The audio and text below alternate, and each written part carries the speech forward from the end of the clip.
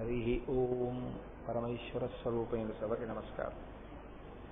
కస్తూరికా కుంకుమ చర్చితాయై చితారజ పుంజ విచర్చితాయ కృతస్మరాయై వికృతస్మరాయ నమశివాయై చ నమశివాయ. రెండో శ్లోక ప్రారంభంలో ఉన్నటువంటి మొదటి పాదాన్ని నేను స్పృశించి ఉన్నాను. కస్తూరికా కుంకుమ చర్చితాయై. అమ్మవారు కస్తూరిని బొట్టుగా వాడుతుంది అన్న మాట గురించి మీతో మనవి చేసి ఉన్నాను. పరదేవత మీరు కొంచెం జాగ్రత్తగా గమనిస్తే ఒక విషయం మీకు ద్యోతకమవుతుంది. ఆవిడ వాడేటటువంటి పదార్థములు ఏముంటాయో అవన్నీ అత్యంత సుగంధభరితములై ఉంటాయి. ఆవిడ కస్తూరి బొట్టు పెట్టుకుంటుంది.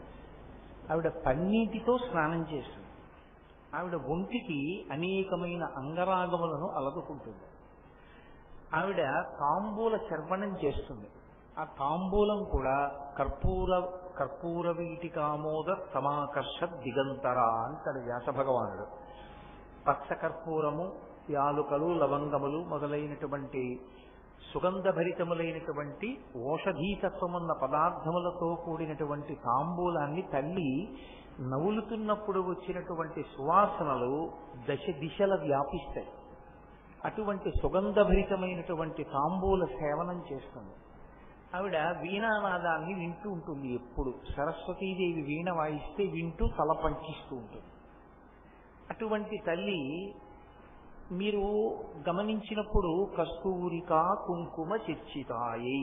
శంకరాచార్యుల వారు ఆ మాట అనడానికి కారణమేమి అంటే కస్తూరి కుంకుమ ఈ రెండు కూడా మంగళ ద్రవ్యములు. పసుపు కుంకుమ ఎటువంటివో కస్తూరి కుంకుమ అటువంటివి. కస్తూరి కుంకుమ ఈ రెండే శంకరులు ప్రస్తావన చేశారు ఇందులో. ఎందుచేత అంటే నేను నిన్న మీతో మనవి చేశాను, సువాసిని బొట్టు పెట్టుకున్నప్పుడు ఇక్కడ ప్రధానం, ఇక్కడ ప్రధానం, కానీ ఇక్కడ బొట్టు మాత్రం ఎప్పుడూ నిధనం అవ్వకూడదు. ఏదో స్నానం చేసినప్పుడో తప్ప వెంటనే అక్కడ బొట్టు పెట్టేసుకుంటారు. ఎందుకంటే భర్త యొక్క అభ్యున్నతిని నిర్ణయం చేస్తుంది. అది లక్ష్మీ స్థానం. ఎందుచేత అంటే కన్యని కన్యాదానం చేసినప్పుడు కేవలం ఒక ఆడపిల్లని దానం చేస్తున్నాను అని దానం చెయ్యరు, లక్ష్మినే దానం చేస్తారు. మరి లక్ష్మిని ఎవరైనా దానం చేసేస్తారా అంటే ఆమె ఎప్పుడూ నిత్యానపాయని. ఆమె ఆయన కొరకే పుట్టింది. ఆడపిల్ల అతనిని చేరడానికి ఇక్కడ పుట్టింది. ఇక్కడ పుట్టి నా ద్వారా ఆయన్ని చేరుకుంటోంది. కాబట్టి లక్ష్మిని నారాయణునితో చేర్చి నేను అదృష్టవంతుడయ్యాను అన్న భావనతో కన్యాదాత లక్ష్మిగా బుట్టలో కూర్చోబెట్టి తీసుకెడతారంటే పద్మంలో కూర్చుని వెళ్ళాలి తప్ప లక్ష్మికి నడవవలసిన అవసరం ఉండదు. అందుకని పెళ్లి కొడుకు నడుస్తూ వేదిక మీద కెడతాడు. ఆడపిల్లని మాత్రం పద్మంలో కూర్చుని లక్ష్మి వెడుతున్నట్లే భావన చేసి లక్ష్మిగానే వేదిక మీదకి తీసుకెళ్లి లక్ష్మిగానే కన్యాదానం చేస్తారు. అయినప్పుడు ఆమె అతని పాలిట లక్ష్మి, గృహలక్ష్మి. అతని ఐశ్వర్యం కానీ అతని ఆయుర్దాయం కానీ అతనిని గ్రహగతులు పీడించకుండా ఉండడం కానీ అతను కడుపు నిండా అన్నం తినడం కానీ అతని ఆరోగ్యం కానీ అతని అభ్యున్నతి కానీ అతని మనశ్శాంతి కానీ ప్రధానంగా ఆమె చేతనే నిర్ణయింపబడతాయి. అందులో ఇంకా సందేహం ఏమీ లేదు. ఎందుచేత అంటే ఎవ్వరితోనూ అనని మాటలన్నీ పురుషుడు భార్యతోనే అంటాడు. మాంగళ్యం తంతునానేనా మమ జీవన హేతునా కంఠే బధ్నామి సుభగే త్వం జీవ శరదాం శతం అంటాడు. నువ్వు నూరేళ్లు జీవించు, నేను బ్రతికున్నానని గుర్తు ఏమిటో తెలుసా? ఇదిగో నేను నీ మెడలో కడుతున్నటువంటి ఈ మంగళసూత్రమే. అంటే తల్లితో కాని, తండ్రితో కాని, అన్నదమ్ములతో కాని, స్నేహితులతో కాని ఎప్పుడూ అననంత పెద్ద మాట పెళ్లిలో తను తాళి కడుతున్నటువంటి పిల్లతోటే అంటాడు. అంటే ఆమె మెడలో ఉన్న సూత్రము కేవలము త్రాడు కాదు, అది ఆమె భర్త జీవించి ఉన్నాడు అనడానికి గుర్తు. అంత పెద్ద మాట, అంత గంభీరమైన మాట ఉపయోగిస్తాడు. సర్వమంగళాదేవతని ఆవాహన చేసి కట్టిస్తారు మంగళసూత్రాన్ని. ప్రతిరోజు లేవగానే మంగళసూత్రాన్ని కళ్ళకద్దుకుని సర్వమంగళాదేవతకి నమస్కారం చేసేటటువంటి అలవాటు ఉన్న భార్య ఉన్న భర్తకి గండం వచ్చినా కూడా తొలగిపోతుంది. ఎందుకంటే ప్రతి నక్షత్రానికి గండకాలం ఉంటుంది. ఇప్పుడు అతన్ని ఎందుకు పడగొట్టదంటే అమ్మవారు, ఈమె ప్రతిరోజు సర్వమంగళాదేవతని ఆరాధన చేస్తోంది. ఈమె సర్వమంగళాదేవతని ఆరాధన చేస్తుండగా ఆమెకి అమంగళం కలగకూడదు. ఆమెకి అమంగళం కలగకూడదు కనుక ఆయన రక్షింపబడతాడు. పులోమజార్చిత అని లలితా సహస్రనామ స్తోత్రంలో ఒక నామం, అలాగే లోపాముద్రార్చిత అని ఒక నామం. లోపాముద్రార్చిత అన్న నామాన్ని, పులోమజార్చిత అన్న నామాన్ని ఎందుకు ప్రయోగించారో తెలుసా అండి? ఆమె అర్చన చేసినప్పుడు లోపము పట్టుకోలేరు. అగస్త్యుని భార్య కాబట్టి లోపాముద్రార్చిత అని కాదు దాని అర్థం. ఆమె ఆరాధన యందు లోపమును మీరు పట్టుకోలేరు. ఏది లోపము? ప్రధానమైనది. భర్తగారు పడుకుంటే భార్య పూజ చేయలేదు. భర్తగారు పూజ చేస్తే భార్య అన్ని సంబారాలు సంసిద్ధం చెయ్యడమే నిజమైన పూజ. భర్తని ప్రేమగా చూడటమే నిజమైన పూజ. భార్య కంట నీరు కారకుండా ప్రేమగా చూసుకోవడమే భర్తకి నిజమైనటువంటి శీలము. కాబట్టి పురుషుడు చాలా గొప్పగా అంగరాగములన్నీ అలదుకుని ఏదో సువాసనాభరితంగా ఉండి తిరగాలి అని శాస్త్రంలో లేదు. కానీ ఇవన్నీ ఎవరు అలదుకుని ఉండాలి అని చెప్పారంటే స్త్రీ అలదుకుని ఉండాలి అని చెప్పారు. కారణం ఏమంటే ఎప్పుడూ కూడా చులకన చేసి కానీ భోగ వస్తువుగా కానీ చూడలేదు. అలా ఎందుకు చూశారంటే ఆయన యొక్క లక్ష్మి ఆమె. అసలు ఆమె సంతోషంగా ఉన్నంతలో ఆమె వైభవోపేతంగా చక్కగా ఉంటే ఆయనకి కలిసి వస్తుంది. ఆమె ఎప్పుడు జిడ్డోడిపోతూ ఉందనుకోండి ఆయనకి కలిసి రాదు. ఆయనకి కలిసి రావాలి అంటే ఆడదాని మీద ఆధారపడి ఉంటుంది కుటుంబ జీవనంలో పురుషుని యొక్క అభ్యున్నతి. పులోమజార్చిత అంటే పులోముని యొక్క కుమార్తె శచీదేవి. శచీదేవి ఎప్పుడూ లలితాపరాభట్టారికా స్వరూపాన్ని ఆరాధన చేస్తూ ఉంటుంది.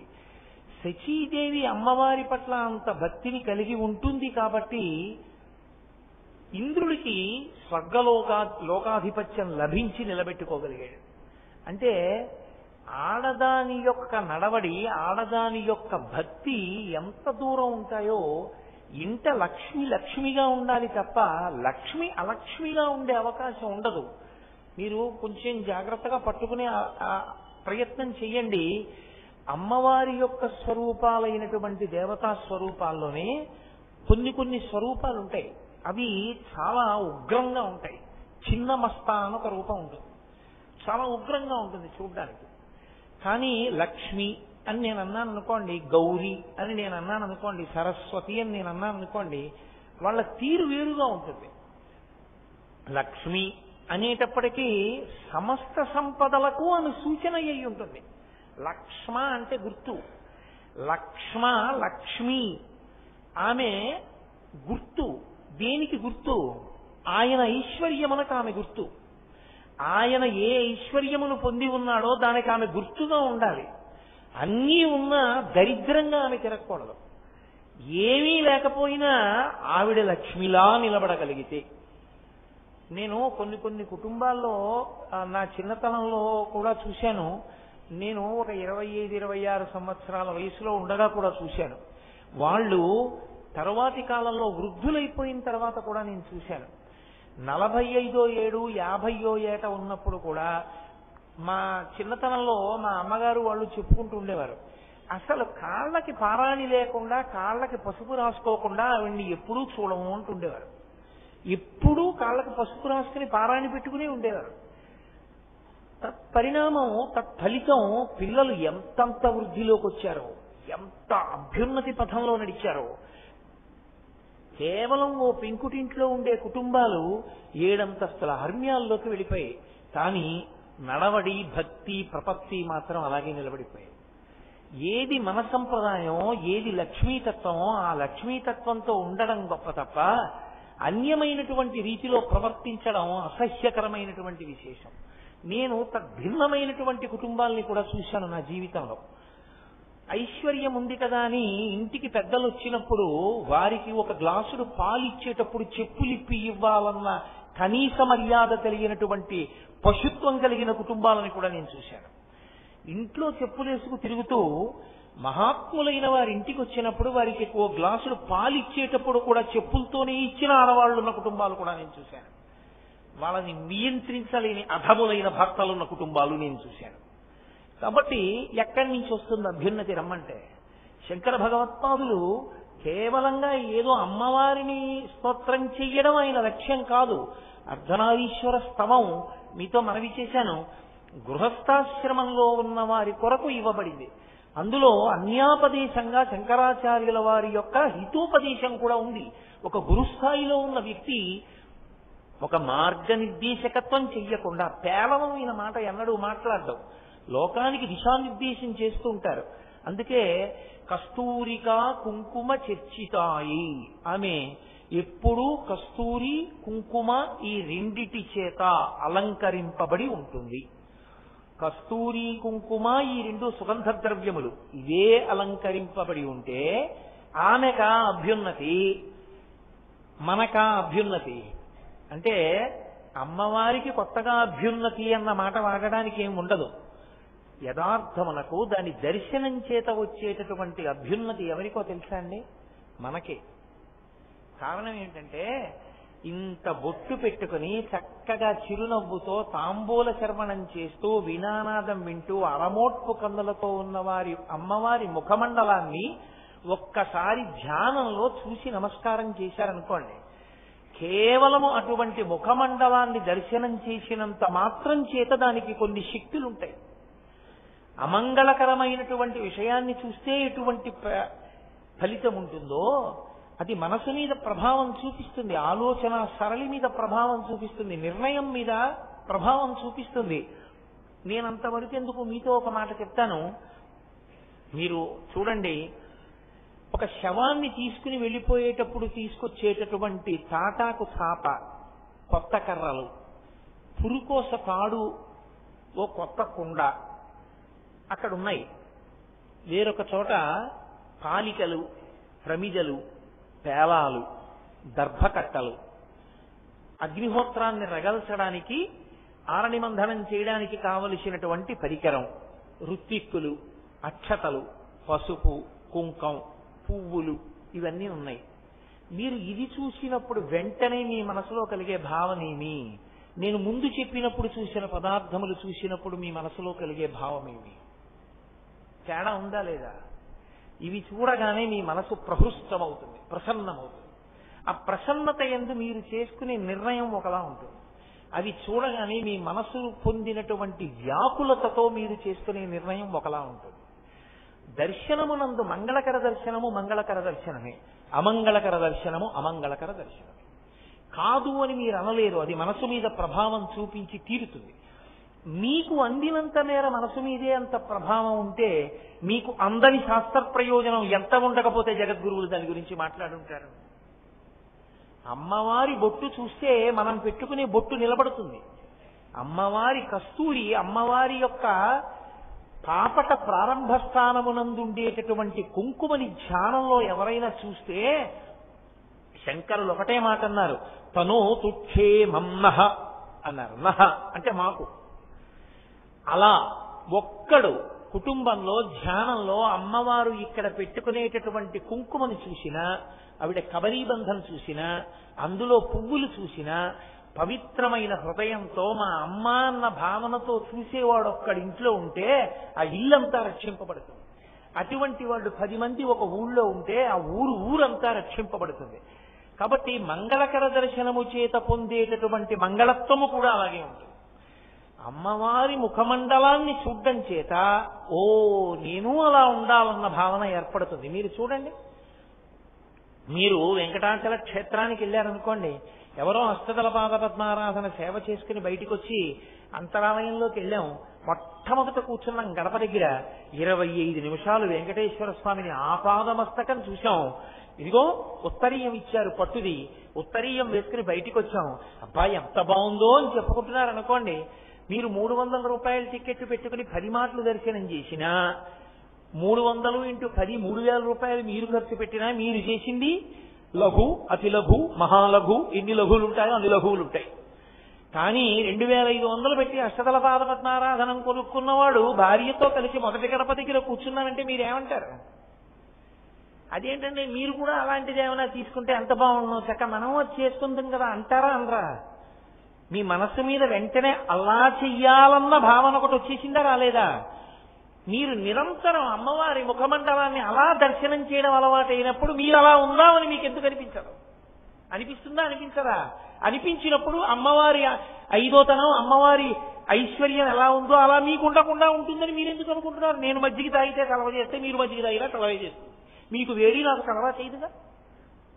కాబట్టి అమ్మవారి ముఖమండలంలో కస్తూరిని కుంకుమని చూసిన వాడికి ఆమె ఎటువంటి సుమంగళిత్వాన్ని పొంది ఉందో అటువంటి సుమంగళిత్వాన్ని పొంది చక్కగా పిల్లలతో పాపలతో 3 తరాల్ని చూసి ఆరోగ్యంగా భగవత్ సేవ చేస్తూ ఆ తల్లి కట్టి విప్పిన బట్ట తెచ్చి వెయ్యండ్రా పసిపిల్లలకి అనిపించుకునేటటువంటి మంగళత్వాన్ని పొందుతారు. ఇది ప్రవహింపచేయడం శంకరాచార్యుల వారి యొక్క ఉద్దేశ్యం. అది చూసి దాన్ని కిందకి ప్రవహింపచేయాలి. పైన ఓవర్ హెడ్ వాటర్ ట్యాంక్ లో నీళ్లున్నాయి, కింద గదిలోకి నీళ్లు రావట్లేదు. ఎక్కడుంది తేడా? పంపు తిప్పలేదు. పంపు ఒకసారి తిప్పారనుకోండి నీళ్లు కారిపోతాయి. మళ్ళీ కట్టకుండా ఉంటే చాలు, విప్పడం నేర్చుకుంటే చాలు నీళ్లు వస్తాయి. మరి ఓవర్ హెడ్ వాటర్ ట్యాంక్ ఖాళీ అయితేనండి, అది ఖాళీ అయ్యే ట్యాంక్ కాదది, అది పూర్ణ పుష్కళ, అది ఎప్పుడూ నిండే ఉంటుంది. కాబట్టి విప్పుకోవడం మీకు రావాలి. ఒకసారి విప్పుకోవడం మీకు రాక ఇబ్బంది పడుతున్నారని శంకరాచార్యుల వారు విప్పి చూపిస్తున్నారు ఆ పంపుని. ఇలా ధ్యానం చేయి అభ్యున్నతిని పొందుతావు. కాబట్టి కస్తూరికా కుంకుమ చిర్చితాయి. నేను మీతో మనవి చేశాను కాబట్టి ఒక్క మాట చెప్తాను. సరస్వతీదేవి యొక్క అనుగ్రహం కలగాలి అంటే అమ్మవారి యొక్క చరణోదకమును ఎవరు తాగుతారో వాళ్ళకే లభిస్తుంది. అమ్మవారి చరణోదకాన్ని తాగాలి అంటే ఎలా ఉంటుంది అమ్మవారి చరణోదకం అంటే మనకి తెలియదని శంకరులు అమ్మవారి పాదములకు ఉండేటటువంటి ఆ అలదుకున్నటువంటి పారాణి యొక్క శక్తి చెప్పారు. నేను ఇదే మీతో మనవి చేసేది. ఆవిడ పారాణి రాసుకుంది, ఆవిడ బొట్టు పెట్టుకుంది అంటే కేవలం ఆవిడ సువాసినిగా నిలబడడానికి కాదు, ఆవిడ అందరికీ ఆ సువాసినిత్వాన్ని ఇవ్వగలదు. అలా చూస్తే ఆవిడ పారాణి పెట్టుకుంటుంది. ఆ పారాణి లౌకికంగా ఎవరిదో కడిగి మీరు నీళ్లు పుచ్చుకున్నారనుకోండి, మీకేం ప్రయోజనం ఉంటుందని నేను అనుకోను. ఒక సువాసిని యందు పరదేవతని చూసి కాళ్ళు కడిగి తాగితే ఉండే భావన వేరు.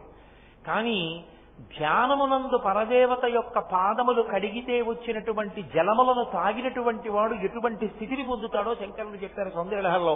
కదాకాలే మాత కదయ కలితాలక్తక రసం పిబేయం విద్యార్థి తవ చరణ నివేజన జలం ప్రకృత్యా మూకానామపి చ కవిత కారణతయా కథాదత్తే వాణి ముఖకమల తాంబూల రసతాం అంటారు. సరస్వతీదేవి తాంబూలం వేసుకుని నవలగా నవలగా నవలగా ఆమె యొక్క నోరు ఎర్రగా అయిపోతుంది. తల్లికి ఒక లక్షణం ఉంటుంది. పిల్లలు ఇంకా తాంబూలం వేసుకోవడం తెలియనటువంటి వయసులో అమ్మ తాంబూల చర్వణం చేస్తే దగ్గరికి వెళ్ళి ఇలా అమ్మ నోటి వంక చూస్తారు. అమ్మ ఏంటమ్మా, అమ్మ ఏంటమ్మా, నోరు ఎందుకమ్మా ఎర్రగా ఉంది, నోరు ఎందుకమ్మా ఎర్రగా ఉంది అంటే నేను తాంబూలం వేసుకున్నాను రా అంటుందమ్మ. అయితే నాకు ఈ అమ్మ అంటాడు వాడు. వాడికి డెక్కిడుతుంది, వాడు తినలేడు. సున్నం వక్కపొడి ఇవన్నీ ఉన్నది, వాడు తినడానికి సరిపోడు. ఏ తల్లి కూడా లోకంలో పిల్లవాడికి తాంబూలం పెట్టేటప్పుడు నోట్లోంచి ఇలా పిడస తీసి పెట్టదు. అమ్మ తాంబూలపు ముద్ద పిల్లవాడి నోట్లో పెట్టాలంటే నోరు తెరవమని వాడి నోరు దగ్గరికి తీసుకుని నాలుకతో తాంబూలపు ముద్ద నోట్లోకి తోస్తుంది.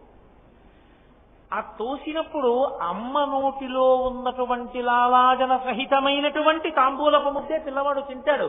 అది మధురాతి మధురం. అమ్మ నోట్లో తాంబూలపు ముద్ద తినడం అంటే అది తల్లికి బిడ్డకే మాత్రమే అందేటటువంటి అద్భుతమైనటువంటి అనుభవం. అది ఒక చిన్న వయస్సులో అమ్మ నోట్లోంచి అందించిన తాంబూలపు పిడక తిన్న పిల్లవాడు పొందినటువంటి అనుభూతిని వర్ణించడానికి ఏ కవికి ఉన్నటువంటి శక్తి సరిపోదు. అటువంటిది సరస్వతీదేవి తాంబూల చర్వణం చేసినప్పుడు వచ్చినటువంటి ఎర్రటి ఆవిడ లాలాజనాన్ని స్వీకరించినటువంటి వాడికి ఎటువంటి కవితాశక్తి వస్తుందో పరదేవత పాదములు కడిగినప్పుడు ఆవిడ పాదములకు ఉన్నటువంటి పారాణి కరిగిన నీళ్లు ఎర్రగా ఉన్నవి 3 మాటలు పుచ్చుకున్న వాడికి అంతే సరస్వతీ కటాక్షం వస్తుంది. అందుకే శంకరులు అన్నారు, అమ్మా పిబేయం విద్యార్థి తవచరణ నిర్ణేజన జలం. నేను విద్యార్థినమ్మా, నేర్చుకుంటున్నవాడినమ్మా, ఎప్పుడు తాగుతానమ్మా నీ చరణోదకాన్ని, నీ చరణములు కడిగినటువంటి జలాన్ని నేను ఎప్పుడు పుచ్చుకుంటానమ్మా అన్నారు. ఎవరు? శంకర భగవత్పాదులంతటి వారు. అంటే అమ్మవారి పాదములకు అలదినటువంటి పారాణికంత శక్తి సరస్వతి కటాక్షాన్ని ఇస్తుంది. అమ్మవారి కుంకుమకు అంత శక్తి, అమ్మవారి కస్తూరికంత శక్తి, ఆ సువాసనకంత శక్తి. అందుకే ఇప్పటికీ మంచి ఉపాసన తత్పరులైనటువంటి వారు పూజ చేసినటువంటి గదిలో సువాసనలు వస్తాయి. నేను పైకి చెప్పడం నాకు ఇష్టం లేదు, కానీ నేను ఒక పర్యాయం అటువంటి అనుభవాన్ని జీవితంలో పొందా. ఒక మహాత్ములు వచ్చి అమ్మవారిని ఆరాధన చేసుకుని వెళ్ళారు ఒక గదిలో. వెడితే ఆ ఇంటి యజమాని ఆ మరునాడు నన్ను పిలిచాడు. ఏమండి గది ఏమిటండి ఇంత సువాసన వస్తోంది చూడండి అని అడిగాడు. అడిగితే నేను ఆ గదిలోకి వెళ్ళి చూసి ఆశ్చర్యపోయాను. అదే సెంట్లు అవి రాసుకునే వ్యక్తి కాడాయన, అపారమైన సువాసన. ఏమిటి సువాసన అన్నది నేను చెప్పలేక మా గురువు గారిని ప్రార్థన చేశాను. అయ్యా గురువుగారు ఒక్కసారి రండి, ఈ గది ఎందుకు ఇంత వాసన వస్తోందని. గురువుగారు వచ్చి చూసి ఓ పెద్ద నవ్వు నవ్వి అన్నారు, నాయన నిన్నను వచ్చి కూర్చుని ఉండి వెళ్ళినవాడు సామాన్యుడా, మహానుభావుడు, గొప్ప ఉపాసన బలం ఉన్నవాడు. ఆయన ఇక్కడ పడుకున్నారు, పూజ చేశారు. ఆయన ఉండి వెళ్ళిన చోట పరదేవత ఉండి వెడుతుంది. ఆయన ఉపాసన బలం అటువంటిది, ఆయనతో పాటు నడుస్తుంది ఆవిడ. కాబట్టి పరదేవత నిలబడి వెళ్ళింది. ఆవిడ సువాసనలు ఎలా పోతాయి అంత తొందరగా? పోవు. నేను చెప్తున్నాను రా, ఒక మండలం ఉంటాయి ఇక్కడికి వాసనలు అన్నారు ఆయన. ఖచ్చితంగా 42 రోజుల పైచిలకు ఆ సువాసన ఉండి తర్వాత గదిలో ఆ వాసన తనంత తాను పోయింది. పరదేవత అంటే పరదేవతే. అందుకే శంకర భగవత్పాదులు ఒక్క మాట చెప్పారంటే ప్రతిరోజు ఈ స్తోత్రం చదువుకోండి అన్నారు గృహస్థాశ్రమంలో ఉన్న వాళ్ళని. కస్తూరికా కుంకుమ చర్చితాయై. ఆవిడ కుంకం బొట్టు పెట్టుకున్నట్టు నువ్వు ఊహించినా చాలు, ఆ బొట్టు నువ్వు అలా అనుకుని చదివినా చాలు. భర్త 10 కాలాలు హాయిగా సంతోషంగా ఉంటాడు. అంతకన్నా ఏ ఆడది లోకంలో ఇంకేం కోరుకుంటుంది? మగవాడి దగ్గర ఒక లోభం ఉంటుంది, మగవాడి దగ్గర ఒక స్వార్థం ఉంటుంది. అదేమయ్యా నువ్వు మగాడి వై ఉండి వేదిక మీద కూర్చుని అలా చెప్తున్నావు అనుకోకండి. వేదిక మీద కూర్చున్నప్పుడు శాస్త్రం మాట్లాడేటప్పుడు ఉన్నది ఉన్నట్లు మాట్లాడాలి, రాగద్వేషాలు ఏమి ఉండవు. పురుషుడు ఎప్పుడూ కూడా నా భార్య కన్నా నేను ముందు చనిపోవాలి అన్న మాట కానీ, నా ఆయుర్దాయం పోసుకుని నువ్వు బ్రతుకు అని తన బిడ్డల్ని కానీ అనలేడు. ఆడది 2 మాటలు అంటుంది. బిడ్డకి జ్వరం వస్తే నా ఆయుర్దాయం పోసుకొని బతకరా నాన్న అంటుంది. ఎప్పుడైనా ఏమంటుందంటే నేను సుమంగళిగా ఆయన చేతిలో వెళ్ళిపోవాలంటుంది తప్ప ఆయన తర్వాత నేను బ్రతకాలని ఏ ఆడది అడగదు. కాబట్టి ఒక ఆడదాని గొప్ప కోరిక ఏది అని నన్ను అడిగారనుకోండి, నేను ఒకటే చెప్తాను, భర్త చేతిలో మరణించాలని కోరుకోవడమే ఆడదాని చాలా గొప్ప కోరికే. అందుకే నెలకి 3 వానల్లో 1 వాన సువాసినుల వల్ల పడ్డాయి. అటువంటప్పుడు అమ్మవారి కుంకుమని దర్శనం చేయడం అంత గొప్పదైనప్పుడు ఈ స్తోత్రం ఎంత గొప్పదై ఉండాలి. శంకర భగవత్పాదులు మనకు అందించడం, జగద్గురువుగా వారు మనకి పెట్టిన భిక్ష ఈ స్తోత్రం. కాబట్టి కస్తూరికా కుంకుమ చర్చితాయై చితారజ పుంజ విచర్చితాయ. శంకరులు అంటున్నారు, నాకు ఏమిటంటే అయ్యయ్యో రే నువ్వు ఇది వదిలేసావు నువ్వు ఇది చెప్పట్లేదని బెంగగా ఉంటుంది. ఊరే అవన్నీ చెప్తే ఎలా అవుతుందిరా ఈ స్తోత్రం 7 రోజుల్లో అని బెంగగా ఉంటుంది, నలుగుతూ ఉంటాను మధ్యలో. కాబట్టి దాన్ని అక్కడతో విడిచిపెట్టి చితారజ పుంజ విచర్చితాయ. అమ్మవారి విషయంలో కుంకుమ కస్తూరి చెప్పారు. పరమశివుడి విషయంలో ఆయనేం రాసుకుంటాడు ఒంటికి? చితారజ పుంజ. అది శంకరుల యొక్క కవిత్వం అంటే అలా ఉంటుంది, శంకరుల స్తోత్రాలంటే అలా ఉంటాయి. ఏదో భస్మ అనలేదు ఆయన. చితారజ పుంజ. పుంజ అంటే కొంచెం ఎక్కువగా తీసుకొచ్చి పెట్టినటువంటి రాశి. చితారజ, రజ అంటే ధూళి. చితి అంటే శవదహనం చేసేటటువంటి వేది. ఆ శవాన్ని దహనం చేసినప్పుడు వచ్చినటువంటి బూదిని కొంత కుప్ప తీసుకొచ్చి అక్కడ పెడితే దాన్ని ఆయన ఒంటికి అలదుకుంటాడు. ఏదో పూజలో పూజ చేసుకునే ముందు నేను పెట్టినట్టు పెట్టుకోడు విభూతి, భస్మోద్ధూళిత సర్వాంగం అని ఒళ్ళంతా రాసుకుంటాడు ఆయన. అది ఆయన రాసుకుంటాడు ఒంటికి. నాకు తెలుసు మీకు వెంటనే ఇప్పుడు ఒక మాట మనసులో స్ఫురిస్తుంది, ఏమిటంటే ఆవిడ అంత గొప్పగా ఉంటుందన్నారు, సువాసనలు అన్నారు, కస్తూరి అన్నారు, పన్నీర్ అన్నారు, కుంకం అన్నారు, పారాయణ అన్నారు, కర్పూర తాంబూలం అన్నారు, ఈయనేమో చితిలో ఉండేటటువంటి బూది పూసుకుంటాడంటున్నారు. ఈ రెండు ఎలా కలుస్తాయి? ఈ ఇద్దరూ అంత గొప్ప దంపతులు ఎలా అయ్యారు? అది చదివి మాకు అర్ధనారీశ్వర స్తోత్రం వల్ల అనుకూల దాంపత్యం ఎలా సిద్ధిస్తుంది అని అనుమానం వస్తుంది. కాదు, దాని తత్వాన్ని తెలుసుకుంటే ఓ ఇంతటి మహానుభావుడా అని అర్థమవుతుంది. పరమశివుడు భస్మ అలదుకుంటాడు. ఆయనకి ఒక పేరుంది, మహాభస్మ. పరమశివుడి పేరే మహాభస్మ. ఆయన అలదుకునేది భస్మ. భస్మకి మహాభస్మకి ఒక తేడా ఉంటుంది. భస్మ అంటే ఒక వస్తువు చిట్ట చివరి స్థితిని పొందితే, అంటే ఇంకా తర్వాత ఏమవుతుంది అంటే అవుతుందని చెప్పడానికి ఇంకేం లేదు, అదే చిట్ట చివరి స్థితి. అలా అయిపోతే దాన్ని భస్మ అంటారు. ఇప్పుడు ఏదో ఓ కర్ర ఉందనుకోండి, ఈ కర్ర ముందు ఎక్కడుంది? ఒక చెట్టులో ఉంది. చెట్టులో కొమ్మ. ఆ కొమ్మ నరికితే ఆ కొమ్మని తీసుకొచ్చి పడేసినప్పుడు పచ్చి కర్ర, అది ఎండిపోతే చేతి కర్ర. ఇప్పుడు ఆ చేతి కర్రని కాల్చేసేస్తే బూది, బొగ్గు వస్తుంది. బొగ్గు కూడా కాలిపోతే బూది, తెల్లగా అయిపోతుంది. ఇప్పుడు తెల్లగా అయిపోయిన ఈ బూదిని కాలిస్తే ఇంకేం అవదు, బూదిగానే ఉంటుంది. అది బూది, విభూతి, భస్మ అన్న మాటకు అర్థం. చితారజ, చితియందు కాలిపోయినటువంటి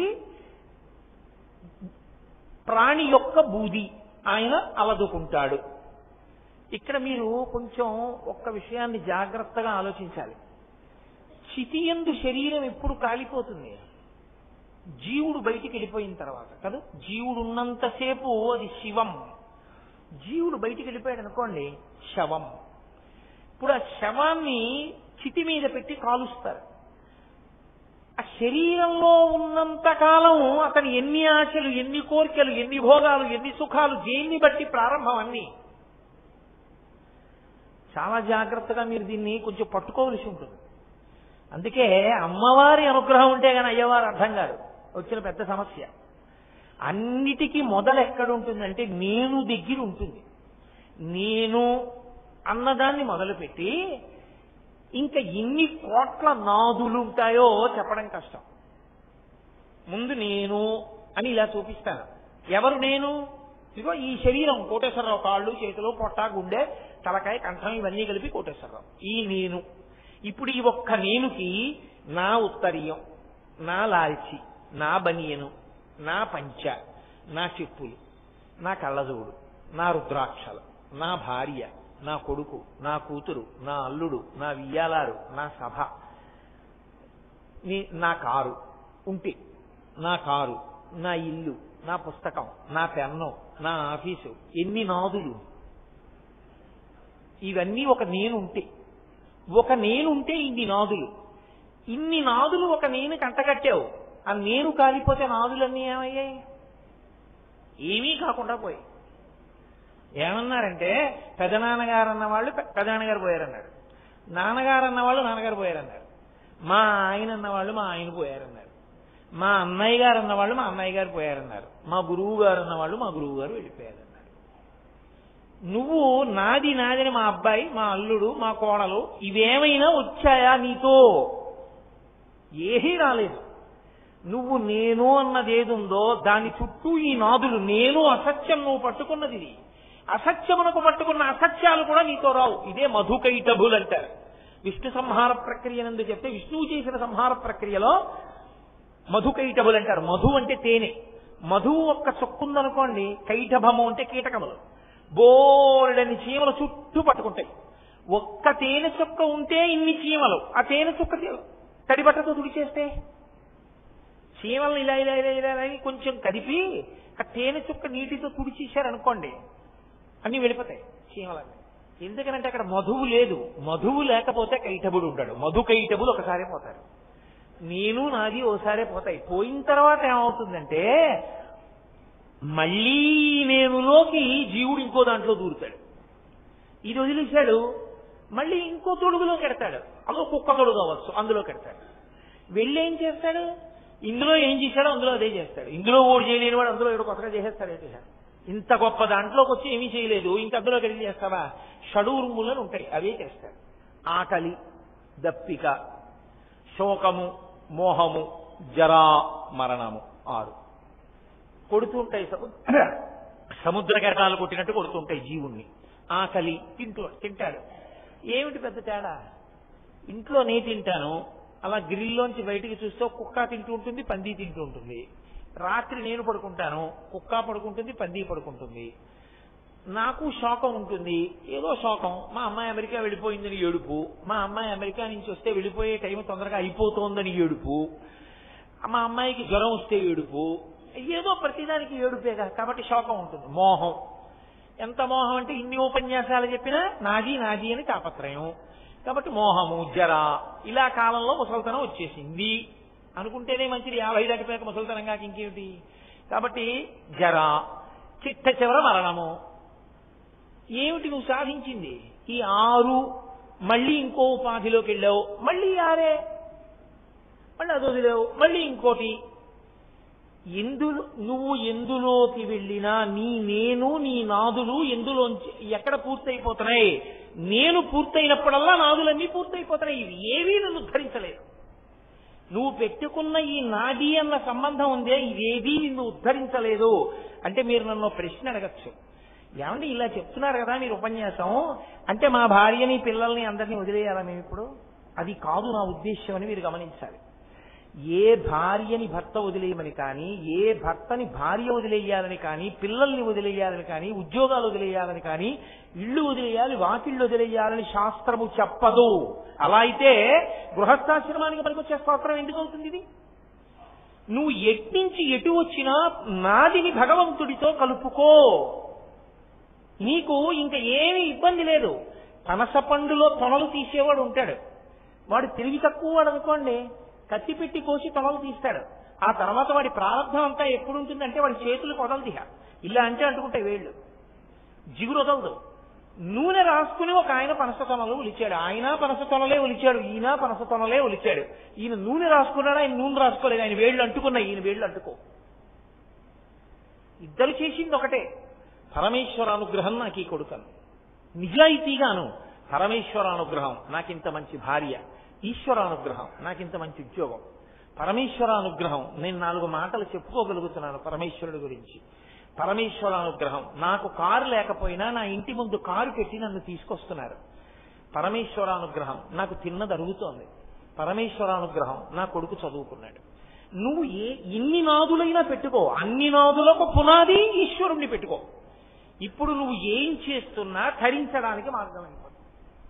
ఇదంతా ఈశ్వరానుగ్రహం, ఈశ్వరానుగ్రహం, ఈశ్వరానుగ్రహం అన్నవాడికి పొంగు కుంగు ఉండడానికి అవకాశం ఉండదు. ఎందుకంటే అన్ని ఈశ్వరుడివి అయినప్పుడు జేబులో పెద్ద ఎవరో పెట్టుకుపోయారు.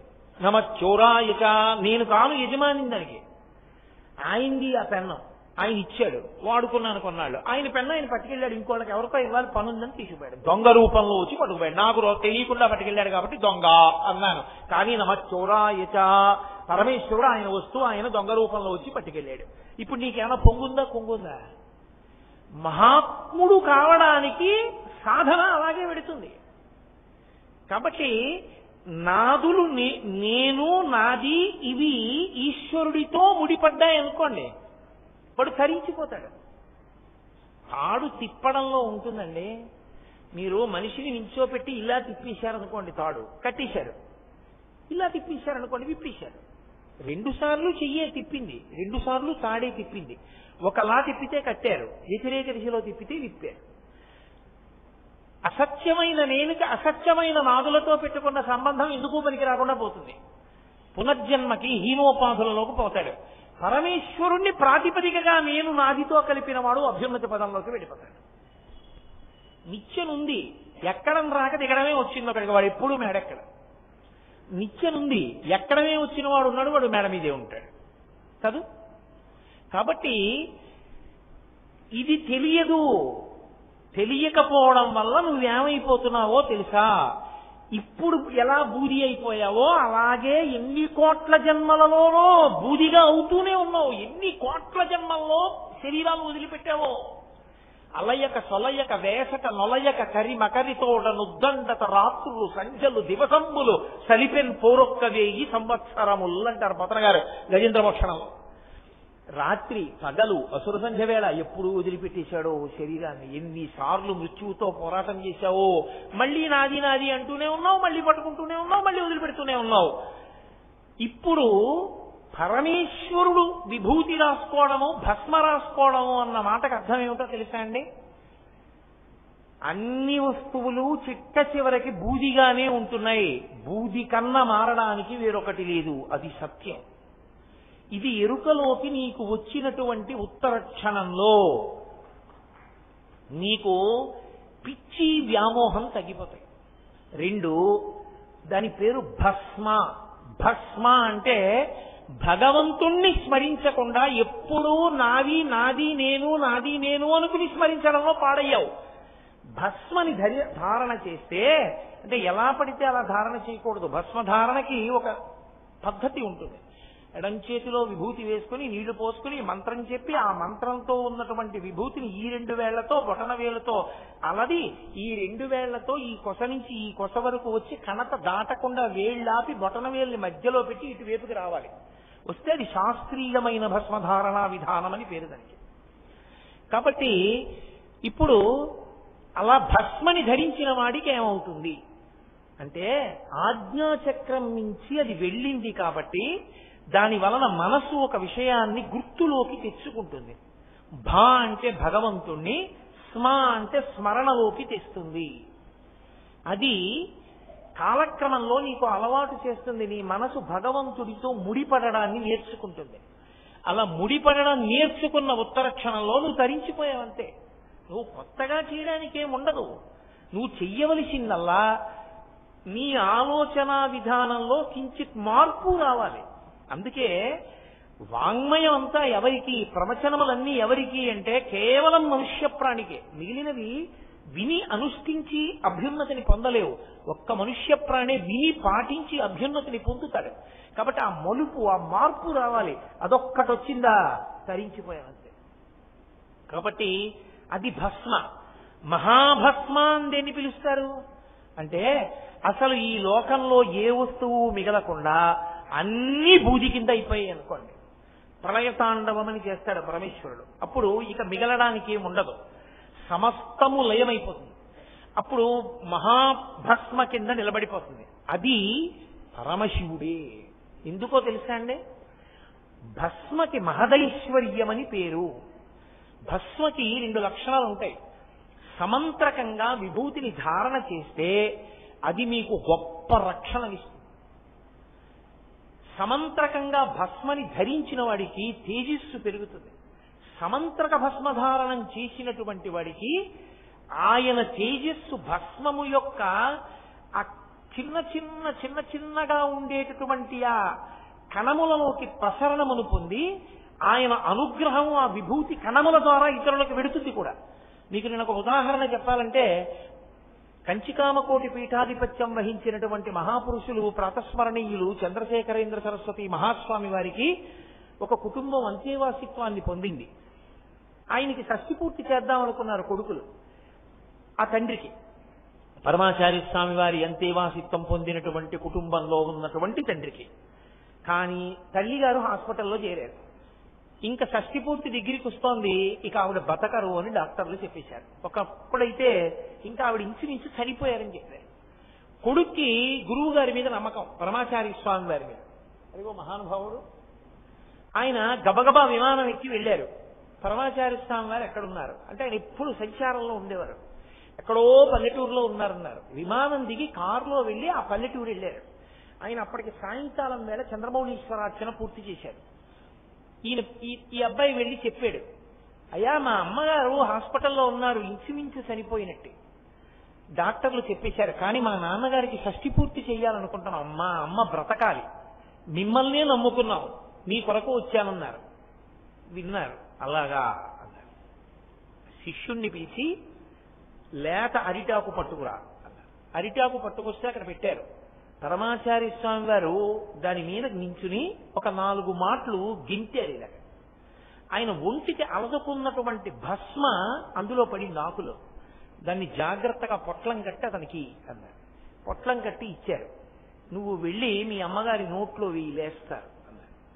అతను అన్నాడు, విమానానికి టైం అయిపోయింది, విమానం వెళ్ళిపోయి ఉంటుంది, మళ్ళీ రేపటి వరకు లేదన్నాడు. ఆయన కళ్ళు మూసుకుని అన్నారు, వెళ్ళదు, నువ్వు వెళ్ళాక వెడుతుంది, వెళ్ళు అన్నాడు. ఆ విమానానికి ఏదో మరమ్మత్తు వచ్చి నిలబడిపోయింది. ఈ పిల్లవాడు వెళ్ళాడు, విమానం ఎగరడానికి సిద్ధపడింది. ఎలాగో ఆలస్యంగా వచ్చినా ఇంకా విమానం వెళ్ళలేదు కదా అని ఎక్కించాడు. ఇతను వెళ్ళాడు. ఇది యథార్థంగా జరిగిన సంఘటన అండి. వెళ్ళి ఈ ఆకులో ఉన్నటువంటి భస్మని తల్లిగారి నోరు తెరిచి వేశాడు. ఆమె నాలుక మీద పడగానే ఆవిడ కళ్ళు తెరిచి, ఇదేమిట్రా నాన్నగారి షష్ఠి పూర్తి కదా ఇక్కడ ఉన్నాను అన్నారు.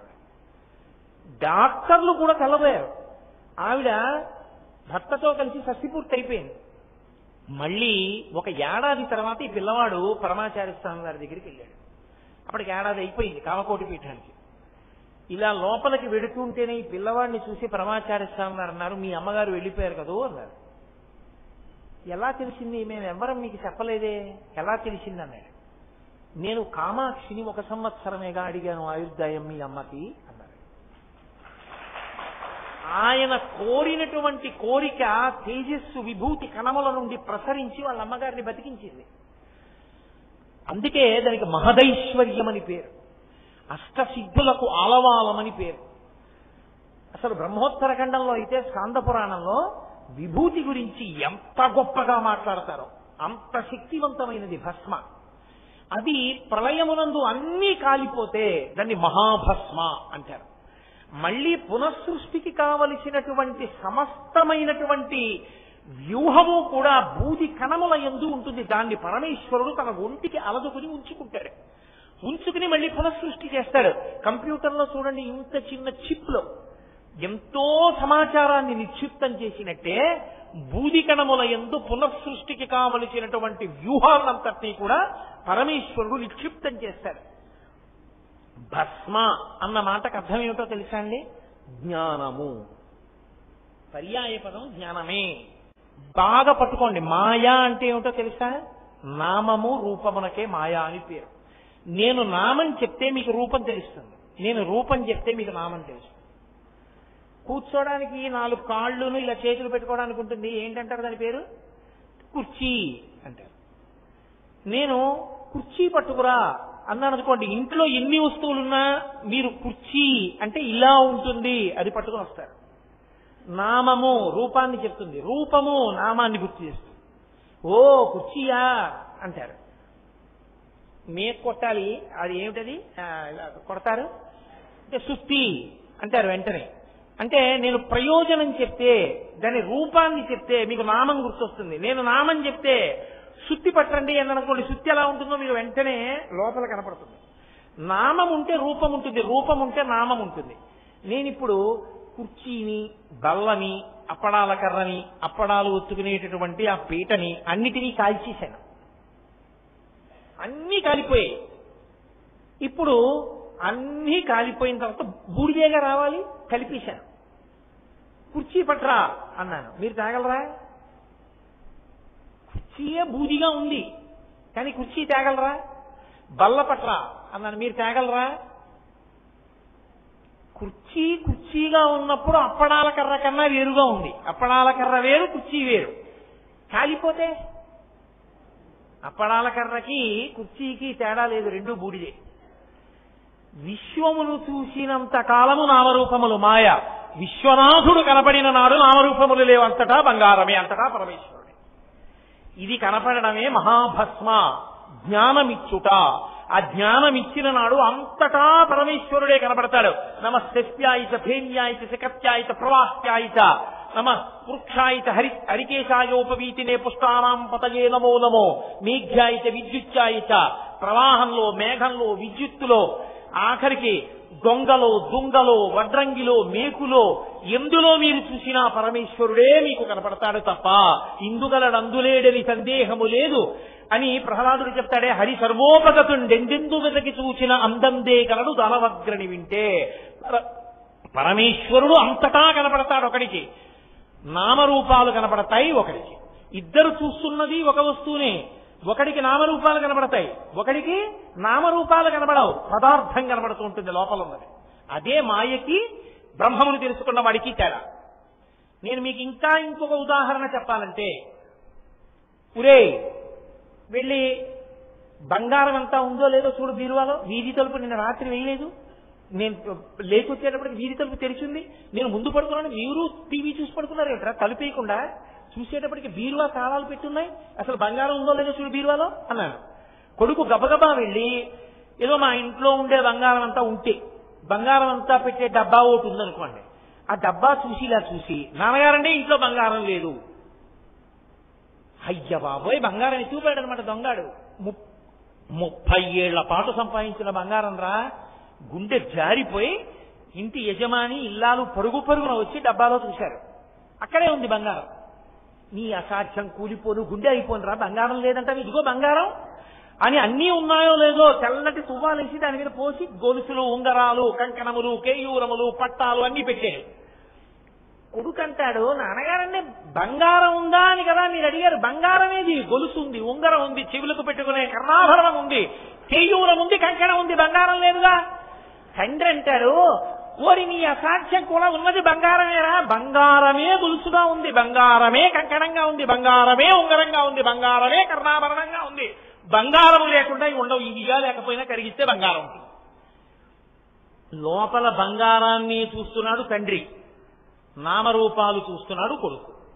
నామరూపాలే చూసినవాడు నేను నాదులతో ఉన్నవాడు, లోపల బంగారాన్ని చూస్తున్నవాడు జ్ఞానముతో భస్మ అనుగ్రహమును పొందినవాడు. ఇది జ్ఞానాగ్ని, పరమేశ్వరుడి 3వ కన్ను అన్నమాటకు అర్థం అది.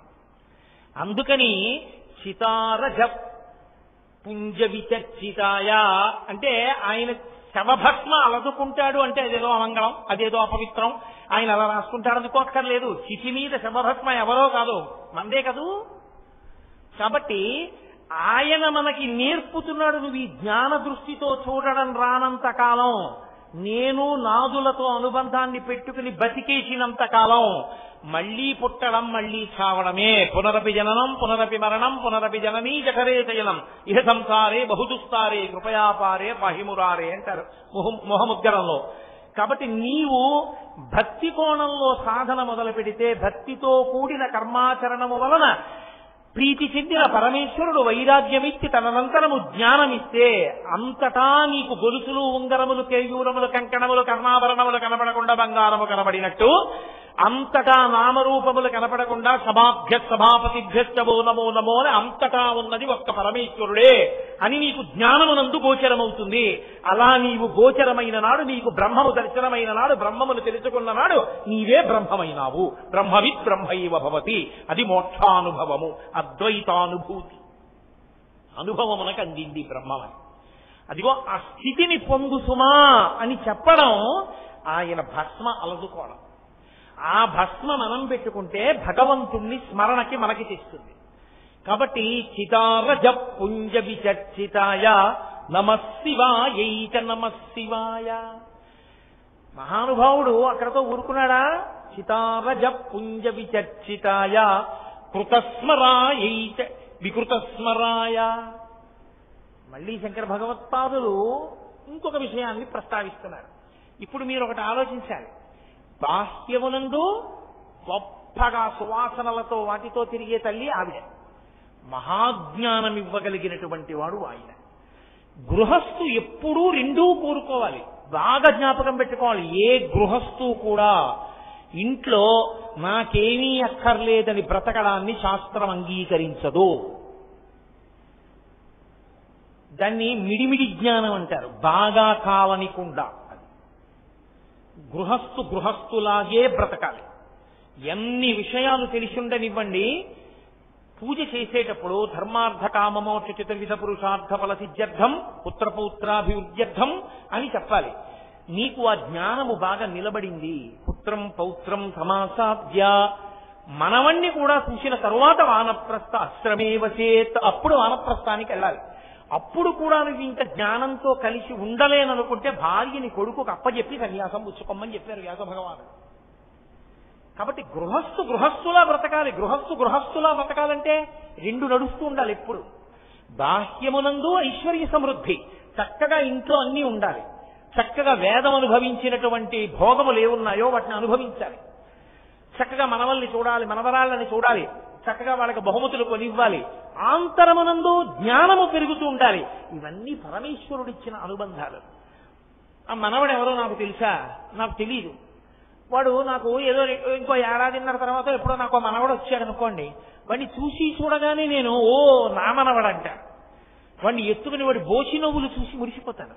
తెల్లవారుజామున లేచి సంధ్యావందనానికి ఎడుతుంటే వాడు గోడ మీద చిన్న దీపాన్ని చూసి కాళ్ళు చేతులు ఎత్తి ఆడుకుంటూ వాళ్ళ అమ్మ డొక్కలో పడుకుని ఉంటే నా కూతురు నిద్రపోతోంది అనుకోండి, నేను ఆ పసిపిల్లవాడిని చూసుకుని మురిసిపోతాను. నా మనవడని. వాడు 2 మాటలు తుమ్మితే బెంగెట్టుకుంటాను.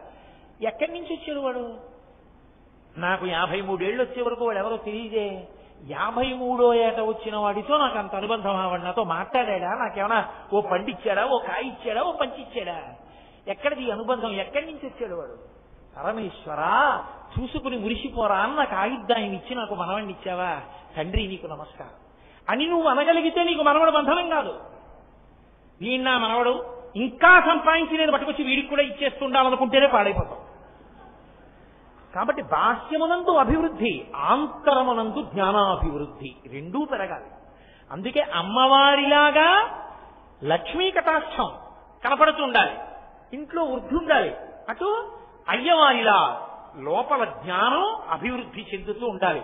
పండవలసిన పండు పండకుండా అలాగే ఉండిపోయింది అనుకోండి దోరగాను, ఇది ఎంతకీ పండట్లేదేమిట్రా, దీంట్లోకి పురుగులు ఏమైనా దూరి పాడు చేసేయేమో, అందుకే ఇది పండట్లేదంటాం. పండిపోయిందనుకోండి ఏదైనా అందం ఉంటుంది. పండిపోయిందని గుర్తు ఏమిటంటే ఇంకా పట్టుకుని ఉండదు. పువ్వుగా, పిండెగా, కాయగా పట్టుకుంటుంది, పండుగా విడి కింద పడిపోతుంది. పండిపోయాడంటారు. అందుకే మన వాళ్ళు పంటలు వేయండి అంటారు ఆడుకునేటప్పుడు. పరమపద సోపాన పటం ఆడితే పండిపోయాడండి అంటారు. ఆయనకేమండి మహానుభావుడు పండు అంటారు. ఆయన పండిపోయారండి అంటారు. పంట పండు. పండు అంటే ఆయన పట్టుకోవలసిన నాళ్లు పట్టుకున్నాడు, ఎప్పుడు విడిచిపెట్టాలో అప్పుడు విడిచిపెట్టేశాడు. అందుకే పట్టు విడుపు తెలియాలండి అంటారు. తప్ప అదే పనిగా పట్టు కూర్చుంటే పట్టుకోవలసిన దాన్ని వదిలిపెట్టేసుకుంటాం. ఏది పట్టుకోవాలో దాన్ని పట్టుకుని, పట్టుకోవలసిన దాని కోసం పట్టుకున్న దాన్ని వదిలిపెట్టి దాన్ని పట్టుకున్నవాడు పట్టుకోవలసిన దాన్ని పట్టుకుని పట్టుకోవలసిన దాంట్లోకి చేరిపోతాడు. అది పండిపోవడం. పండిపోయినది జారిపోవాలి. ఆ పండు అర్ధంతరంగా పండిపోకూడదు, అది ఉడికిపోయిందంటారు. అది గృహస్థాశ్రమంలో ఉండి ఇంకా మనవడు పుట్టకముందే వెర్రి ఆలోచనలు పుట్టాయనుకోండి, అది ఉడుకు పండు. అది సరిగా పరిపక్వతకి రావా, అది మంచి సువాసనతో ఉండదు, అది తాగుతున్నప్పుడు తీపి ఉండదు, పుల్ల పుల్లగా ఉంటుంది, గడ్డలుగా ఉంటుంది.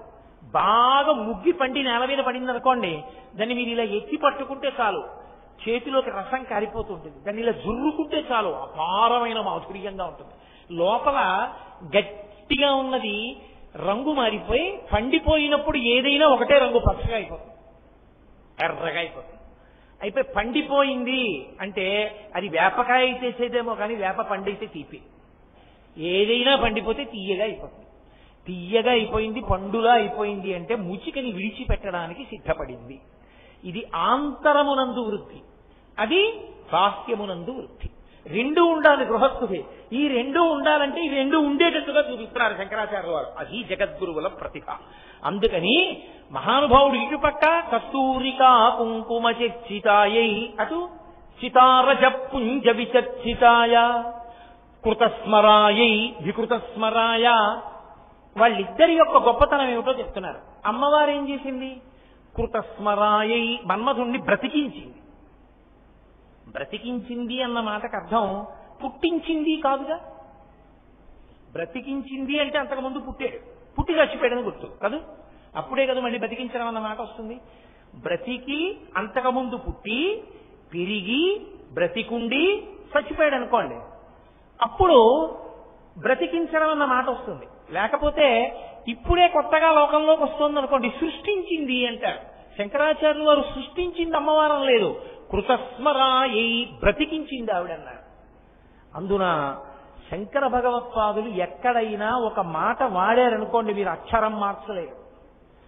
మన్మధుడికి బోలెడన్ని పేర్లున్నాయి. ఎన్ని పేర్లున్నాయో, మనసిజుడు, మన్మధుడు, పుష్పబాణుడు, ఎన్నో పేర్లు. ఇక్కడ ఆయన ఏం వాళ్ళ స్మరాయై అన్న మాట వేశారు, స్మరుడు అన్నారు. స్మరుడు అన్న మాటకు అర్థం ఏమిటో తెలుసా అండి? త్వర కల్పిస్తాడు ఆయన, తొందర పెడతాడు. ఇంకా ఏ విషయం మీద దృష్టి నిలబడదు. ఎంతసేపు ఏది కోరుకున్నాడో దాని మీదే దృష్టి ఉండి తొందరగా దాన్ని అనుభవించాలన్న కోరిక కల్పించినటువంటి శక్తికే స్మరుడని పేరు. స్మరణల రూపంలో తొందర పెట్టేస్తాడు, కాముకులను తొందర పెడతాడు. అది స్మరుడు అంటారు. అప్పుడు ఆ స్మరుడు చచ్చిపోయాడు ఒకప్పుడు. ఎవరి చేతిలో? ఆవిడ భర్త చేతిలోనే. పరమశివుడే చంపేశాడు. ఎప్పుడూ నేను చెప్పక్కర్లేదు, మీ అందరికీ తెలుసు. ఆయన తపస్సు చేసుకుంటున్నాడు. ఆవిడ దాక్షాయిణిగా శరీరాన్ని విడిచిపెట్టి హైమవతిగా పుట్టింది, హిమవత్ పుత్రికగా. ఆమె ఆయనకి సపర్య చేస్తోంది. వాళ్ళిద్దరికీ కొడుకు పుడితే తప్ప తారకాసుర సంహారం అవ్వదు. అందుకని తొందరపడి దేవేంద్రుడు ప్రేరేపించాడు కదా అని మన్మధుడు వచ్చి బాణాన్ని ప్రయోగించి పరమశివుడికి కామోద్దీపనం చేద్దామనుకున్నాడు. మొదటి బాణం పడగానే ఆయనకు అనుమానం వచ్చింది, ఎవడు రా నా మీద బాణం వేసిన వాడు. వెంటనే ఆయన మూడవ కన్ను తెరిచారు. భుగభుగమను పెనుమంటలు భగభగమని మండనంత బ్రహ్మాండంబుల్ దిగులుగా తెగిమరుపై చిచ్చు కన్ను దేవుడు ఇచ్చన్నంటారు వీరభద్ర విజయంలో పోతన గారు. ఆ మూడో కన్ను విప్పేటప్పటికి భుగభుగమను పెనుమంటలు భగభగమని మండనంత బ్రహ్మాండంబుల్ దిగులున అంత దిగులు పొందే లోకాలన్నీ భగభగమంటూ ఆ మంటలు పైకొచ్చి మన్మధుడిని కాలిస్తే బూది కింద పడిపోయింది, బూడిదై పడిపోయాడు. ఇప్పుడు మన్మధుడు చనిపోయాడు. మన్మధుడు చనిపోతే లోకంలో మన్మధుడు లేడు.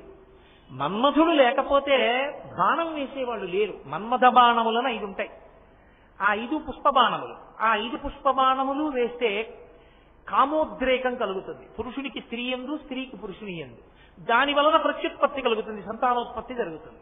ఇప్పుడు మన్మధుడు లేడు కాబట్టి సమస్త ప్రాణుల యందు కామవికారం ఆగిపోయింది.